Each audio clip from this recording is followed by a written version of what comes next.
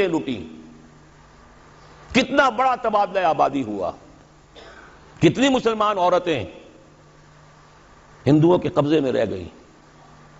کس نام پر؟ ہمیں اسلام کے لیے ملک چاہیے. قائد اعظم نے فرمایا ہم اس لیے پاکستان چاہتے ہیں کہ اسلام کے اصول حریت و اخوت و مساوات کا ایک نمونہ عہد حاضر میں پیش کریں. 50 برس ہو چکے ہیں.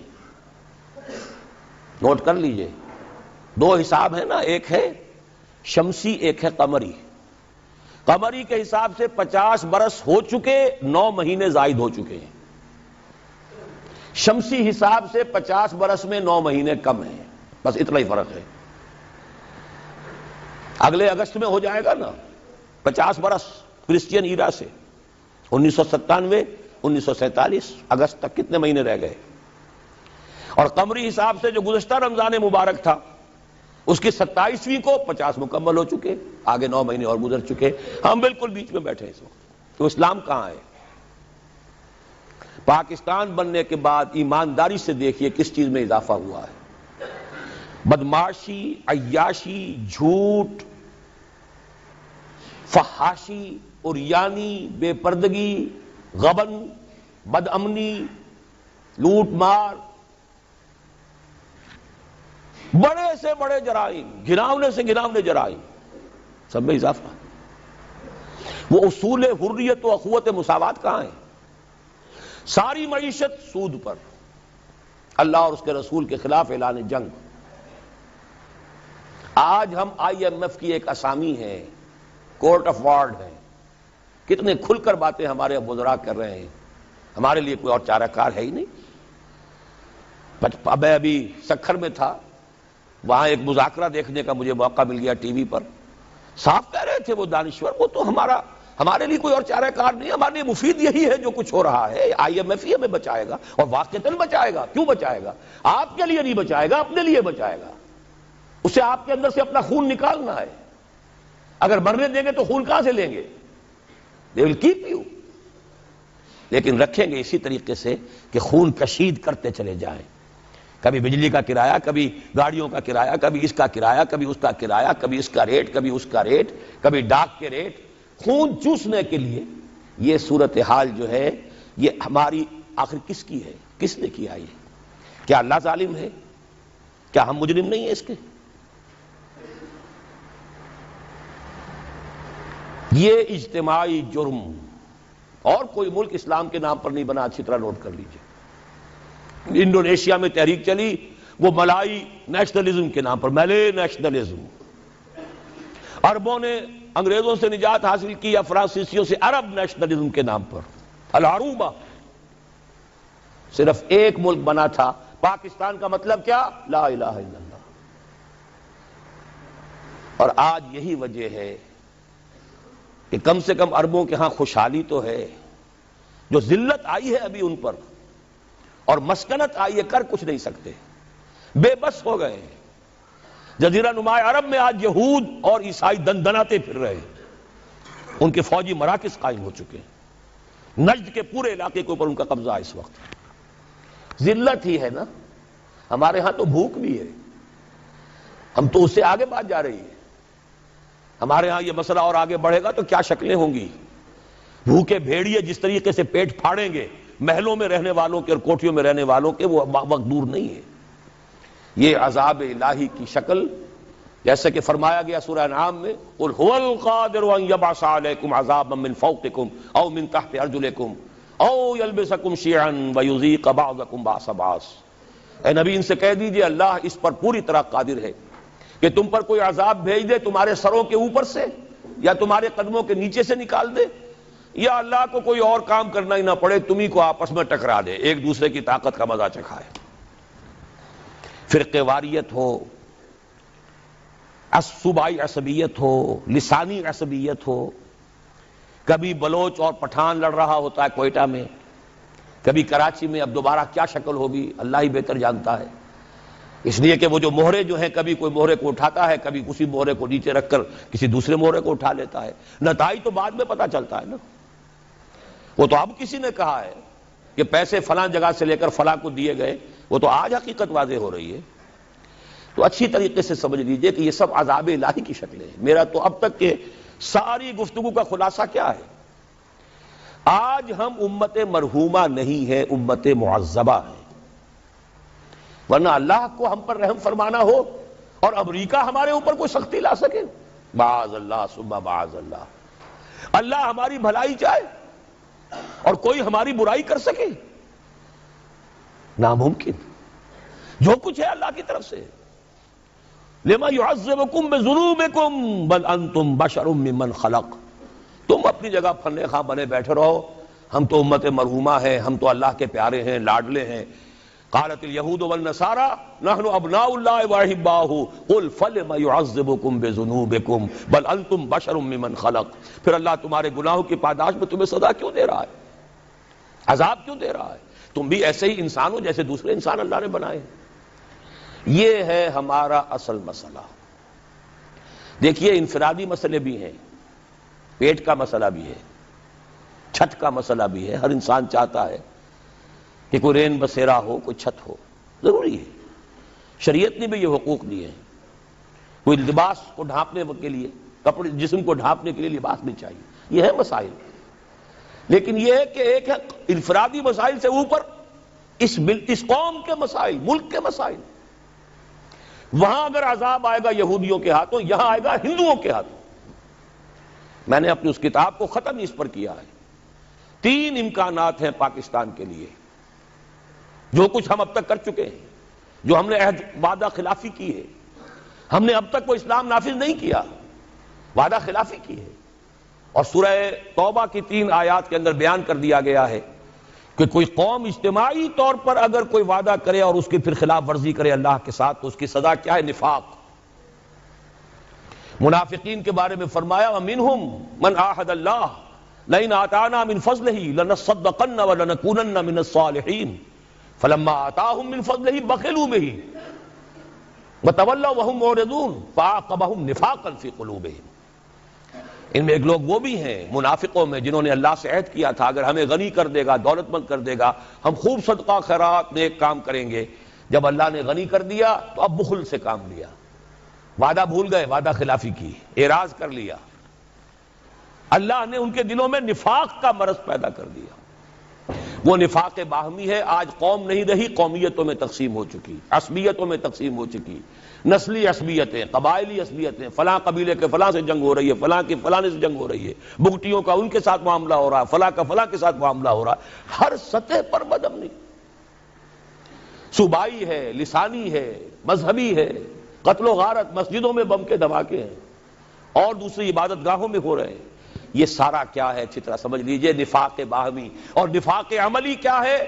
3 چیزوں کو حضور نے فرمایا کہ جس کے اندر یہ ہو جائیں وہ کٹر منافق ہے، چاہے وہ نماز پڑھتا ہو، روزہ رکھتا ہو اور اپنے آپ کو مسلمان سمجھتا ہو، جب بولے جھوٹ بولے، جب وعدہ کرے خلاف ورزی کرے، امین بنایا جائے تو خیانت کرے۔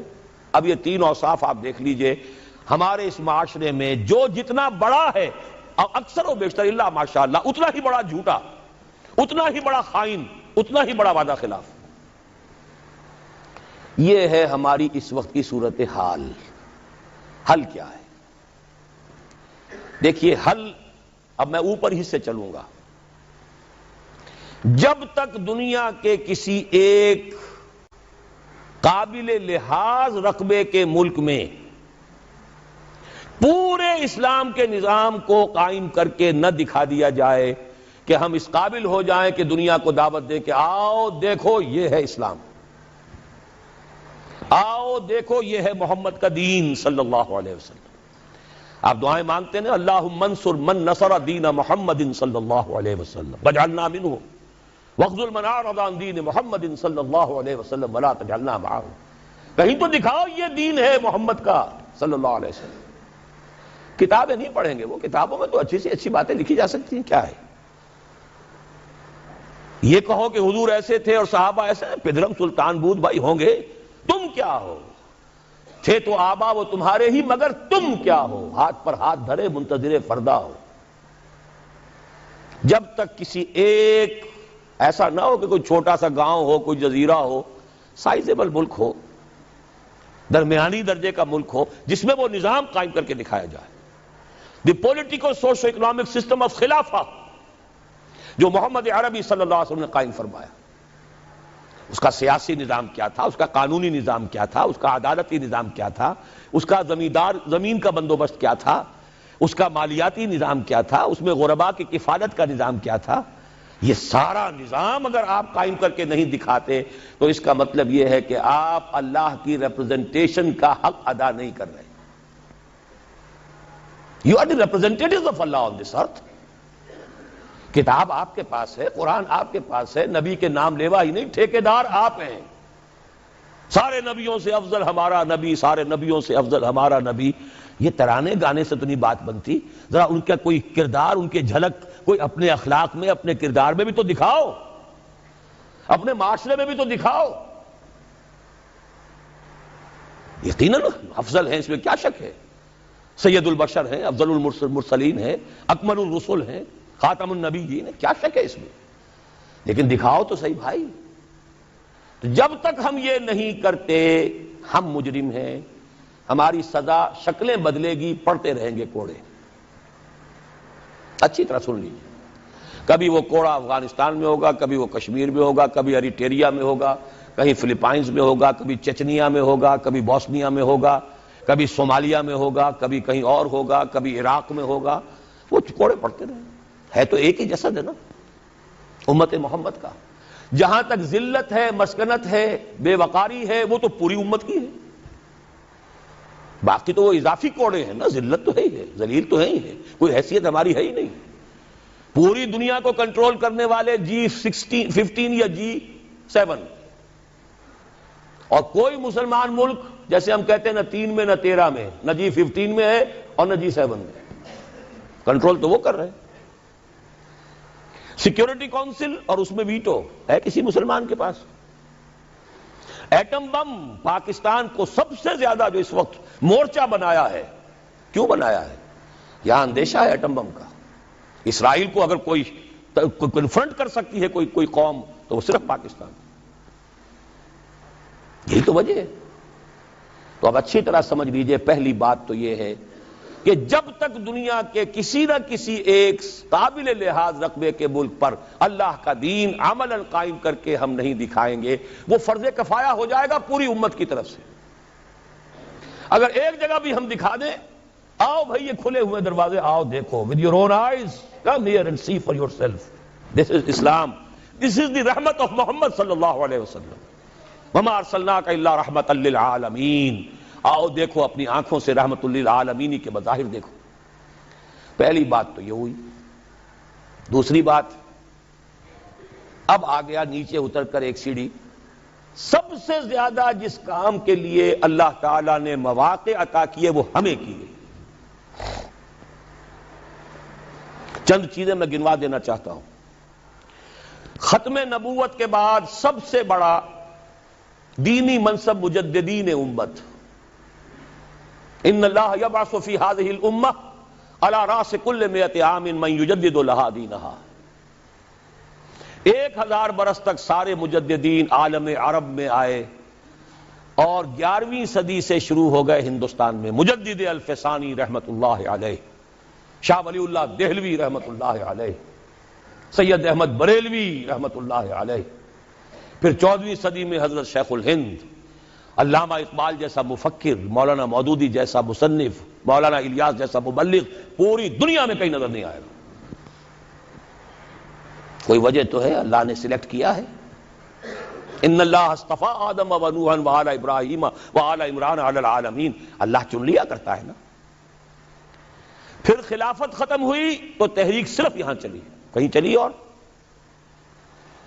کتنی غیرت تھی، کتنے لوگوں نے جیلوں کے اندر جا کر جو ہے جیلوں کو آباد کیا، کتنوں نے ہجرت کر لی، چلے گئے افغانستان چلے گئے۔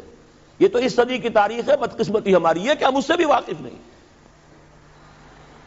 بولی اماں محمد علی کی جان بیٹا خلافت پہ دے دو، ساتھ ہیں تیرے شوکت علی بھی، جان بیٹا خلافت پہ دے دو، اس سے پورا ہندوستان گونج گیا تھا۔ گاندھی شریک ہوا، وہ تو جیسا میں بتا چکا ہوں، وہ ایک ترک کے ہاتھوں خاد کام ختم کرا لیا۔ اب کیا کرو گے تم؟ مدعی سست گواہ چست۔ پھر پوری دنیا میں مسلمان ممالک آزاد ہوئے، بظاہر آزاد، حقیقتاً تو کوئی بھی ابھی آزاد نہیں۔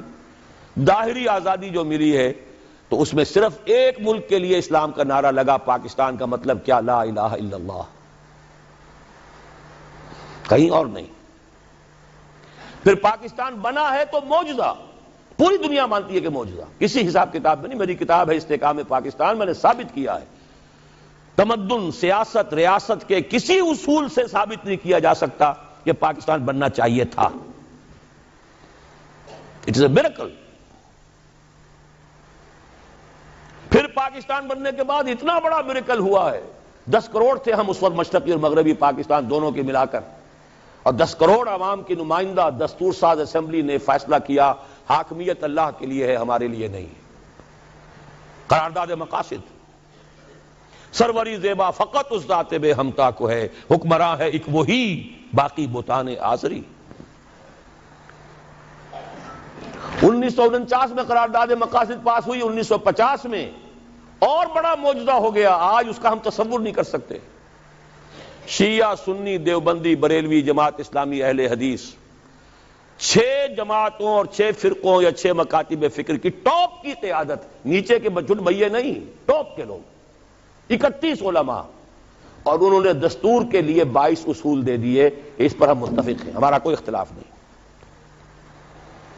مفتی جعفر حسین مجتہد، حافظ کفایت حسین ان کے سب سے بڑے اس زمانے کے واعظ اور ذاکر، ادھر مولانا مودودی جیسی شخصیت، سید سلیمان ندوی جیسی شخصیت، مولانا شفیع، مفتی محمد شفیع صاحب جیسی شخصیت، اور بریلویوں میں مولانا بدایونی، مولانا ابو الحسنات قادری لاہور کے، اہل حدیثوں میں ٹاپ کے، سب ٹاپ کی قیادت نے کہا کہ یہ ہمارے اصول ہیں، کم آن۔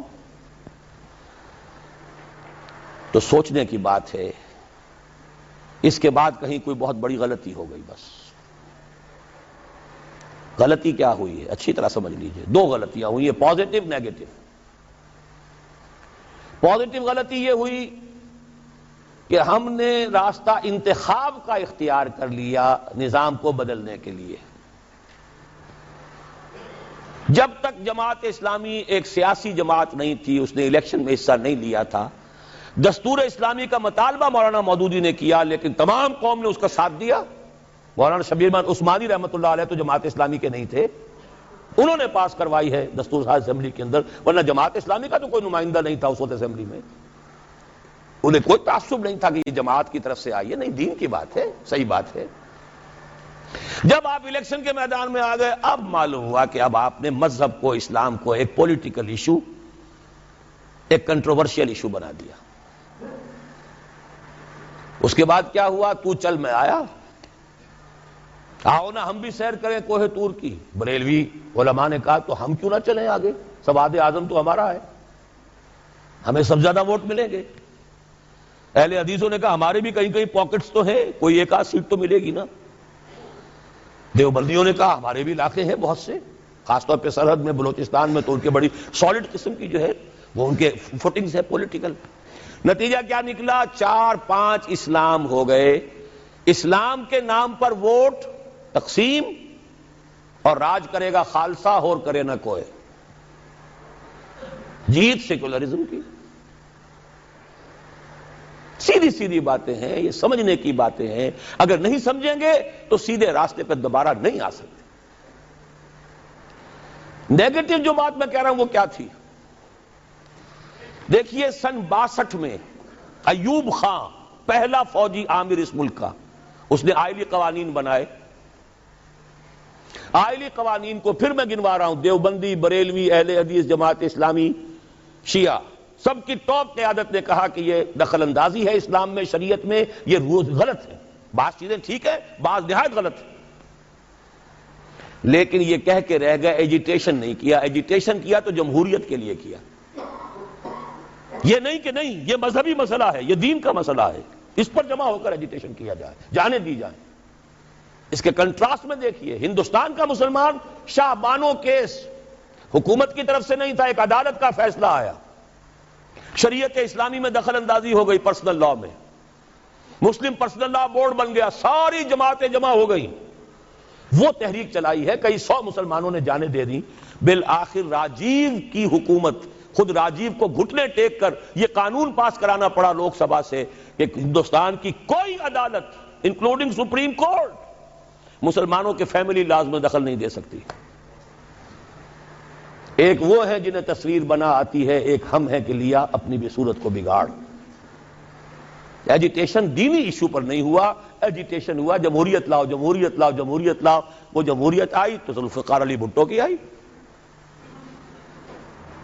جب سیکولر لوگوں نے مل کر وہ تحریک چلائی اور دینی کارکن دینی لگے، محنتیں انہوں نے کی، جماعتیں وہ تھیں، لیکن یہ ہے کہ نتیجہ کیا نکلا؟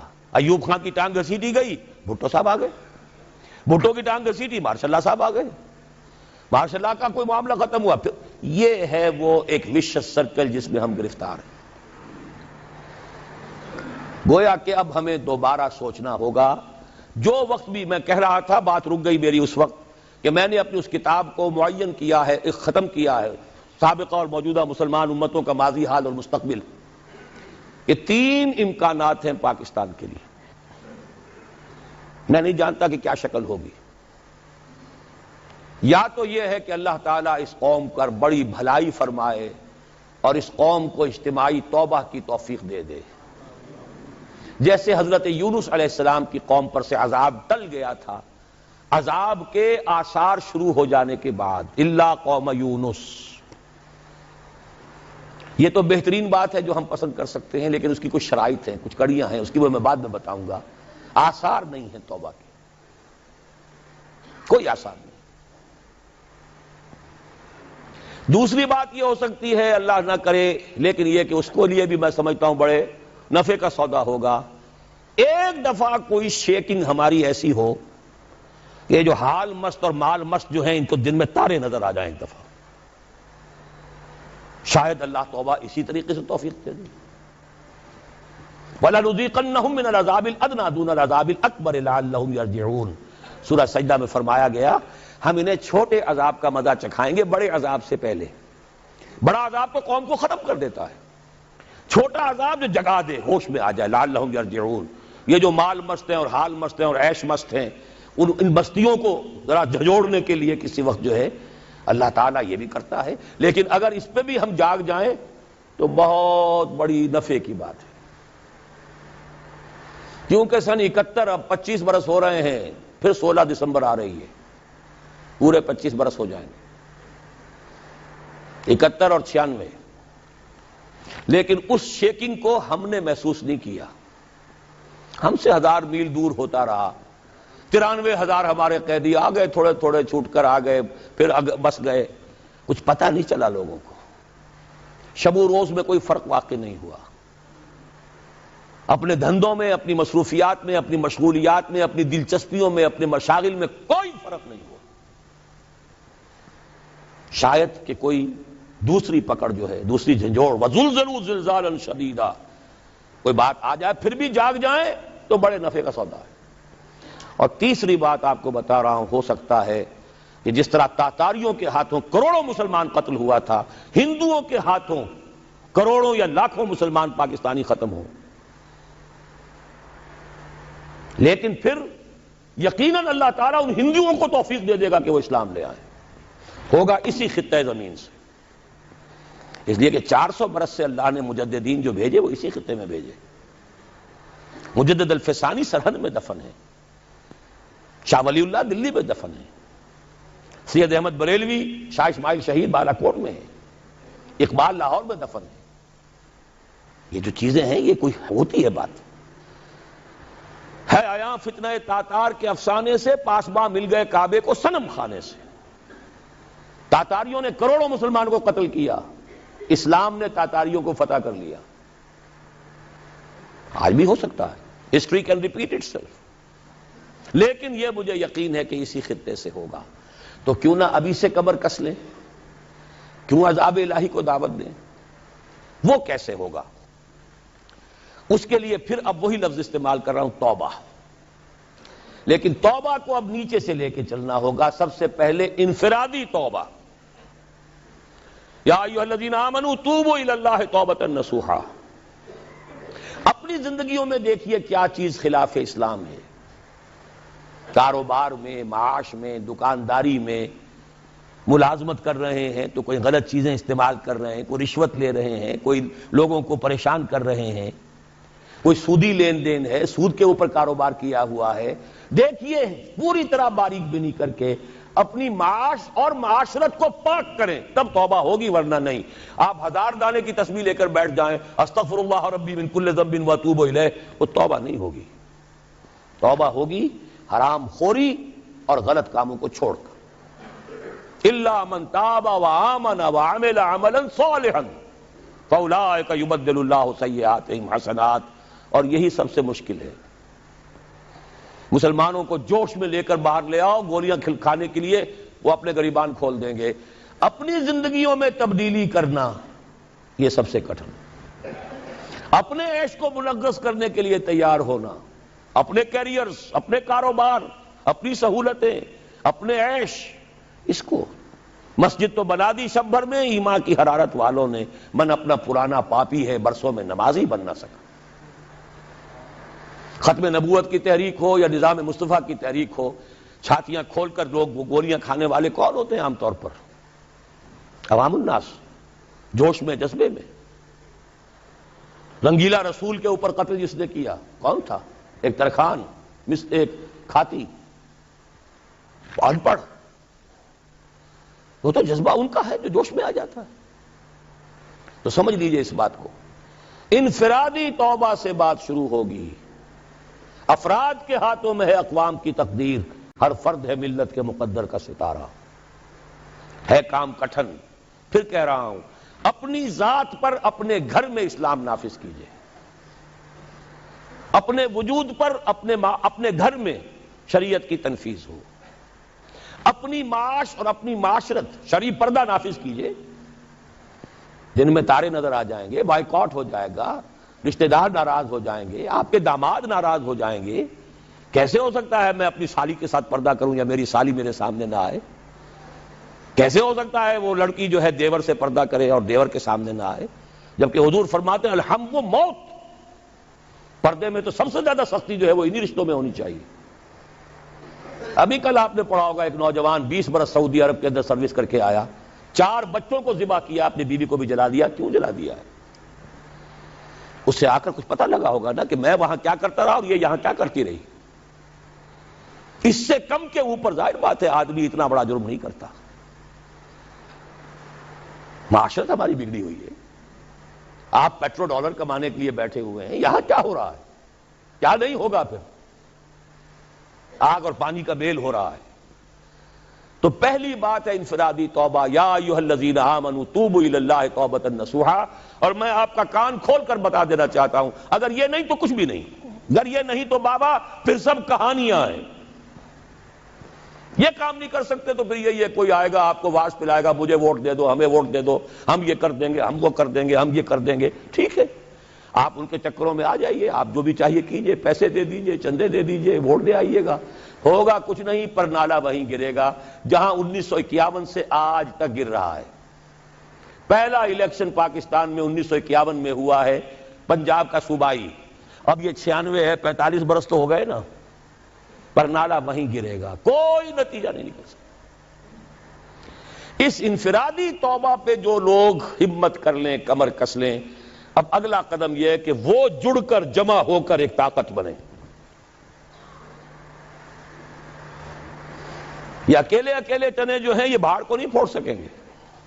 علیکم بالجماعہ، ید اللہ علی الجماعہ، اللہ کی تائید، اللہ کی نصرت جماعت کے ساتھ ہوتی ہے، افراد کے ساتھ نہیں۔ جماعت بنے، اور جماعت کے لیے جو بنیاد ہم نے اختیار کی ہے اللہ کے فضل و کرم سے، جیسا کہ ابھی تعارف میں بھی ڈاکٹر صاحب نے آپ کو بتایا، ہم نے مغربی اصول نہیں اختیار کیے، بیعت کا اصول لیا ہے۔ واحد ہے کہ جس کا ذکر قرآن میں ہے، جس کا ذکر حدیث میں ہے، جس کا ذکر سیرت میں ہے، جس کا ذکر ہماری 1300 برس کی تاریخ میں ہے۔ یہ 14ویں صدی میں آ کے البتہ بیعت کے بجائے بھی کچھ جماعتیں بننی شروع ہو گئی ہیں، ورنہ شاہ سید احمد بریلوی کھڑے ہوئے بیعت کی بنیاد پر۔ حضور نے بیعتیں دی، بیعت عقبہ اولیٰ، بیعت عقبہ ثانیہ، بیعت رضوان، خواتین کی بیعت، خلفاء کی بیعتیں ہوئیں، خلافت ملوکیت میں بدل رہی تھی، حضرت حسین رضی اللہ تعالی عنہ میدان میں آئے، بیعت لے کر آئے۔ یہ دوسری بات ہے کہ کوفیوں نے بیعت توڑ دی،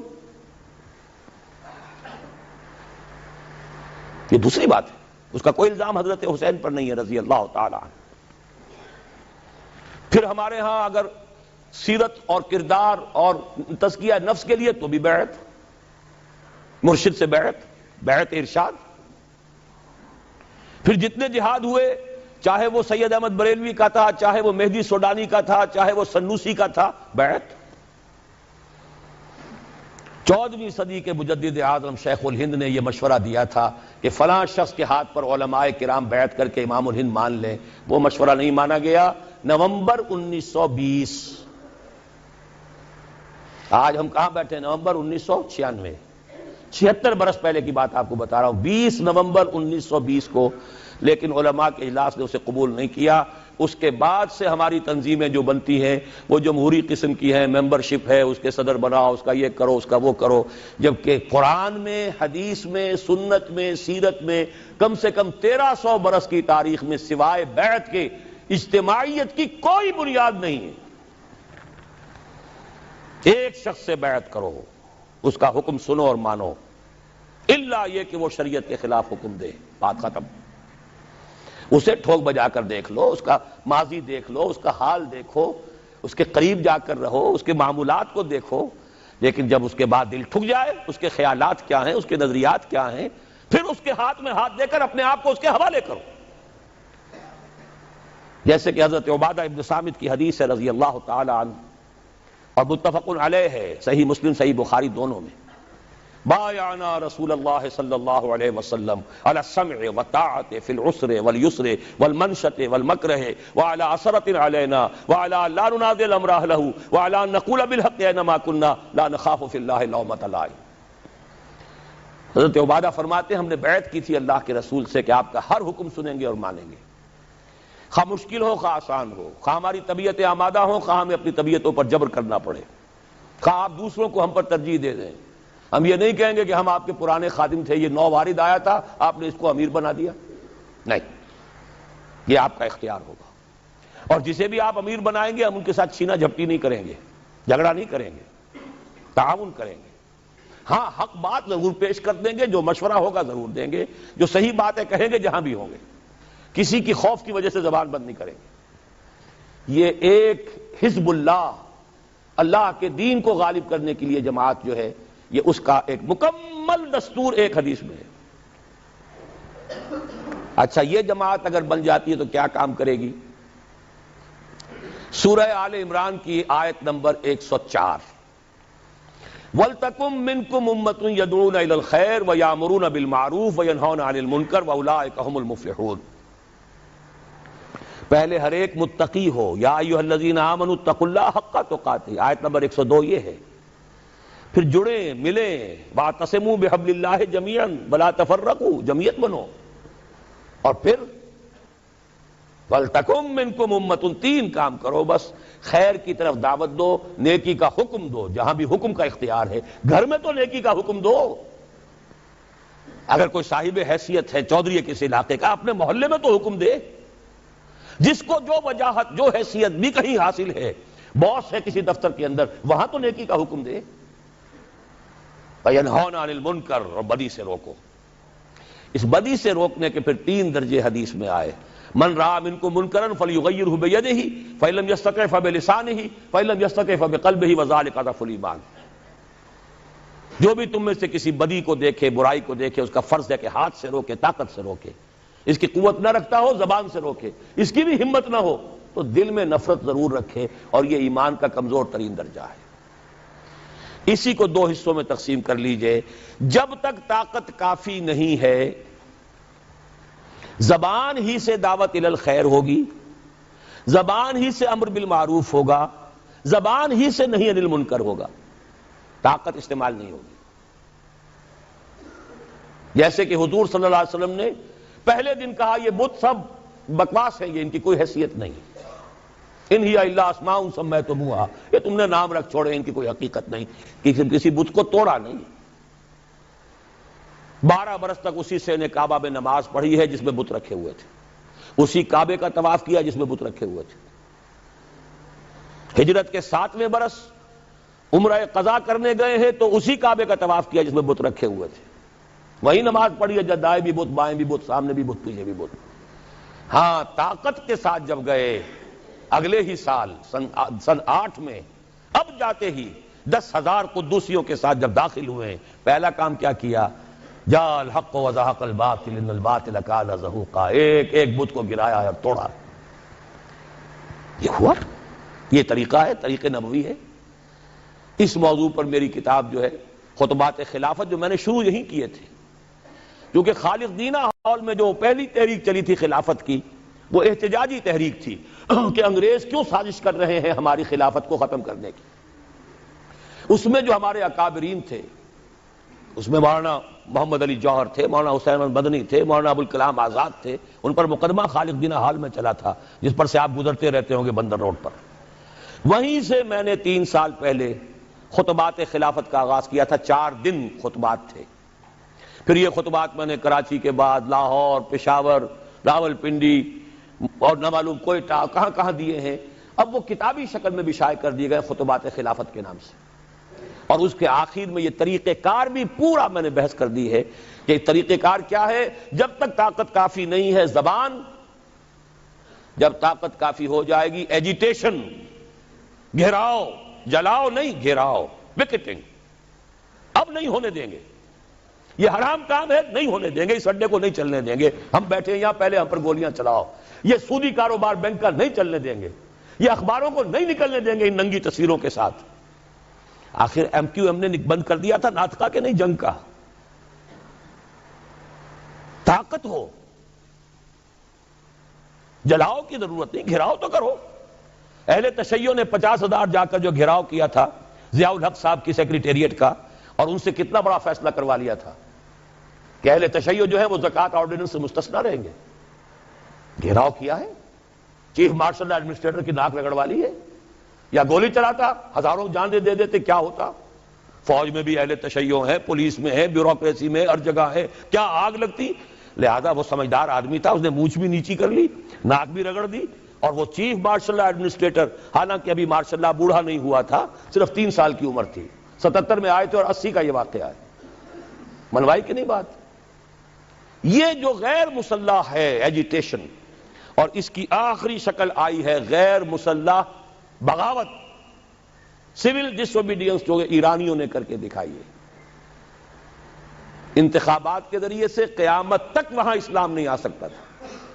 نہ محض دعوت و تبلیغ سے آ سکتا تھا کہ بس دعوت، اچھی اچھی باتیں، میٹھی میٹھی باتیں سنائے جاؤ، 20-20 لاکھ کے مجمع جمع کیے جاؤ، اس سے اسلام آ جائے گا. نہیں آئے گا.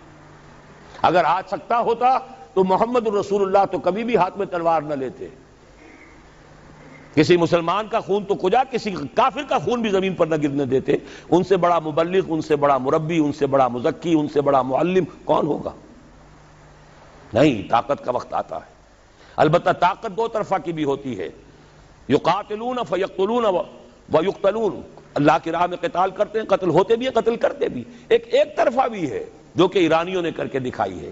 اس پر تفصیل سے بحث میری اس کتاب میں موجود ہے کہ حالات میں کیا فرق ہو گیا ہے. آج حکومتیں ہیں، ان کے پاس فوجیں ہیں، ان کے پاس پولیس ہے، ان کے پاس ایئر فورس ہے. حافظ الاسد نے ایئر فورس کے ذریعے سے شہر ہما اڑا کے رکھ دیا تھا. کئی ہزار جو ہیں اخوانی ایک دن میں ختم کیے. خود پاکستان 2 مرتبہ بلوچستان میں ایئر فورس استعمال کر چکا ہے. ابھی جو ہوئی تھی مالاکنڈ کی تحریک، اس میں بھی ہیلی کاپٹر استعمال ہوئے. تو یہ نہتوں کے خلاف اتنی طاقت جو ہے، ہاں نہتا میدان میں نکل آئے تو پھر فوج کو بھی ایک وقت تک تو وہ گولی چلاتی ہے، پھر سوچنا پڑتا ہے یہ میری اپنی قوم ہے. بھٹو صاحب نے کہا تھا کہ میری کرسی بہت مضبوط ہے. کہاں مضبوط ثابت ہوئی تھی؟ وہ مضبوطی تھی تو فوج کے بل پر تھی. جب فوج نے کوڑا جواب دے دیا کہ no more killings, we are not going to shoot any more, go and have a political settlement, تو بیٹھنا پڑ گیا کہ نہیں؟ کرسی ختم ہو گئی تھی کہ نہیں؟ یہی خطرہ ہو رہا تھا شاہ ایران کو کہ اب یہ فوج جو ہے جس نے 20-30 ہزار تو مار لیے ایرانی، لیکن یہ کہ اب یہ ان کا رخ میری طرف ہو جائے گا. بھاگا ہے وہاں سے، وہاں اس کا اسلحہ ختم تو نہیں ہو گیا تھا. یہ ہے راستہ اس ملک میں اسلام کو لانے کا.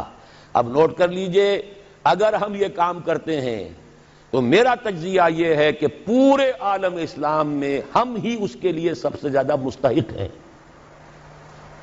ان تتوبا الی اللہ فقط قلوبکما. پوری 400 برس کی تاریخ، اس 14ویں صدی ہجری کے عظیم واقعات، تحریک پاکستان، تحریک خلافت، قرارداد مقاصد، یہ پورا بیک گراؤنڈ ملک بنا ہے.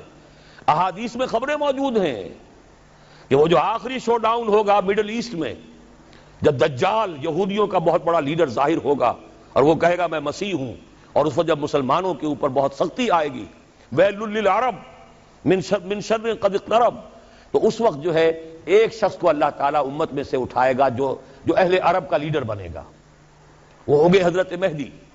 لیکن حضرت مہدی کو مددگار جو ملیں گے وہ مشرق کی طرف سے آئیں گے. عرب قوم کھوکھلی ہو چکی ہے، ان میں دم نہیں ہے. دولت نے، عیاشیوں نے انہیں کھوکھلا کر دیا ہے. تقریباً پوری عرب قوم کا حال یہ. دولت جو ہے ان کے لیے بہت بڑا ایک اللہ تعالیٰ کی طرف سے عذاب کی شکل ثابت ہوئی. اونچے اونچے محل بنا رہے، تطاولون فی البنیان، لیکن جو حالت ہے وہ سب کے سامنے بودے. لہذا الفاظ ہیں یخرجون ناس من المشرق یؤطئون للمہدی یعنی سلطانہ. جب مہدی کا ظہور ہوگا عالم عرب میں تو ان کی مدد کے لیے، ان کی حکومت کو قائم کرنے کے لیے فوجیں مشرق سے آئیں گی. اور پاکستان بھی تو مشرق میں ہے عرب کے. میرے عرب کو آئی ٹھنڈی ہوا جہاں سے، میرا وطن وہی ہے، میرا وطن وہی ہے. لیکن یہ کہ اہل پاکستان ذرا بھول گئے تھے، بھٹک گئے تھے. کبھی بھولی ہوئی منزل بھی یاد آتی ہے راہی کو. اب آپ اپنے اس سبق کو یاد کیجئے. جو باتیں میں نے آج عرض کی ہیں ان پر غور کیجئے، سوچئے، سوچ بچار کیجئے. تنظیم اسلامی، تحریک خلافت فوری طور پر ہمارے ساتھ شامل ہونا چاہیں، بیعت کا معاملہ جو ہے ثقیل نظر آئے تو معاون تحریک خلافت کا فارم پر کیجئے. ابھی اس میں بیعت کی ضرورت نہیں ہوتی، لیکن اور قریب آ کر دیکھیے. اگر آپ کو ہمارے خلوص اور اخلاص پر اعتماد ہو، اگر آپ کو ہمارے خیالات اور نظریات سے اتفاق ہو تو پھر شامل ہو جائیے. پھر اس کے من انصاری اللہ، کون ہے میرا مددگار اللہ کی راہ میں؟ میں تو اسی کے لیے گھوم رہا ہوں، اسی کے لیے پھر رہا ہوں. اسی کے لیے 1970 میں میں نے 71 میں اپنا پروفیشن چھوڑ دیا تھا. آج 25 برس پورے ہو چکے، بلکہ 26 ہو گئے. 96 ختم ہو رہا ہے اور وہ تھا 71 کا شروع. میں تو اس کے بعد سے 57 کا MBBS کیے ہوئے ہوں، لیکن میں نے چھوڑا ہے. کیا کیا ہے آپ کو بھی معلوم ہے. ایک ہی نام میرا جو ہے مشہور ہوا، قرآن مجید کا کوئی دیوانہ ہے، قرآن کا مدرس ہے، درس قرآن ہے. چاہے وہ کبھی ہو رہا ہو بڑے بڑے آڈیٹوریمز میں، کہیں چھوٹی چھوٹی مسجدوں میں، کہیں چھوٹے ہالوں میں، کہیں ہماری اکیڈمی بن گئی ہے تو اس میں. لیکن یہ کہ کبھی موقع ملا تھا تو الہدا، وہ جو ہے 15 مہینے مسلسل جو ہے الہدا، اور وہ پورے ملک کے ٹیلی ویژن اسٹیشنوں سے ٹیلی کاسٹ ہوا. یہ سب کچھ کام میں نے کیا قرآن کا. قرآن کے ذریعے سے لوگوں کو کھینچو، انہیں پھر جمع کرو بیعت کے ذریعے سے. قرآن تبدیلی برپا کر دے گا. جیسے کہ ڈاکٹر صاحب کہہ رہے تھے کہ یہ قرآن وہ شے ہے جب اندر اترتا ہے تو بدل دیتا ہے انسان کو. چوں بجاں در رفت جہاں دیگر شبد، جہاں چو دیگر شد جہاں دیگر شبد. پھر ان بدلے ہوئوں کو، ریفارمڈ لوگوں کو جمع کرو. بھیڑ جمع کرنے سے کچھ حاصل نہیں ہے. یہ جو اپنی معاش اور اپنی معاشرت کو صحیح کر چکے ہو، اپنی ذات اور اپنے گھر میں دین نافذ کر چکے ہو، وہ جمع ہو، اور جمع ہو مضبوط سب و طاعت والی جماعت کے اندر. جب تک طاقت کافی نہیں، زبان سے دعوت بھی ہے، نہی عن المنکر بھی ہے، اور امر بالمعروف بھی ہے. جب طاقت ہوگی تو کسی دینی ایشو پر ایجیٹیشن کریں گے. اب یہ کام ہم نہیں ہونے دیں گے، یا ہم نہیں یا یہ نہیں، اور پھر نتیجتاً یا تخت یا تختہ. اقول قولی ھذا واستغفر اللہ لی ولکم ولسائر المسلمین والمسلمات